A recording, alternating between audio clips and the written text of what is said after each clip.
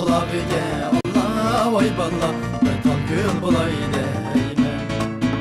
Dostlarning kulağıga Allah vay balla metal gül bulay deyme.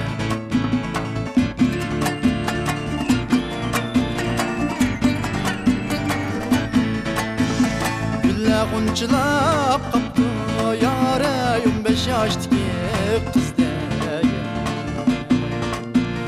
Güller g'unchilab qapti yara 15 yoshdagi qizdek. 15 yoshdagi qizlar Allah vay balla yolg'iz qolmasin bizde. 15 yoshdagi qizlar Allah vay balla yolg'iz qolmasin bizde.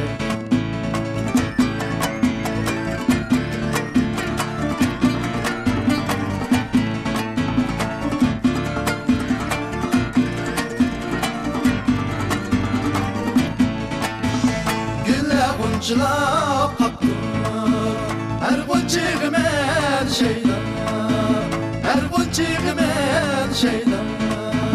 Men yoni degan bilan Allah voy balla yorim yurdi qayda. Men yoni degan bilan Allah voy balla yorim yurdi qayda.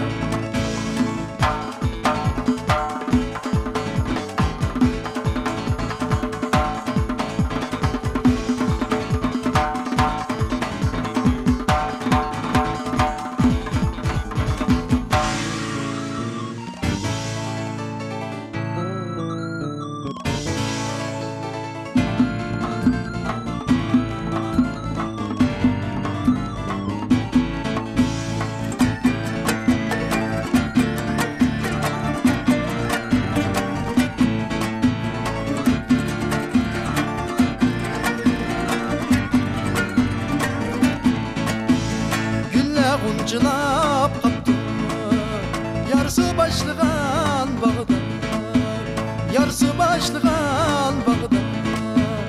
İşyadin diragi yo'q Allah voy balla yolg'iz degan chog'da. İşyadin diragi yo'q Allah voy balla yolg'iz degan chog'da. İşyadin diragi yo'q Allah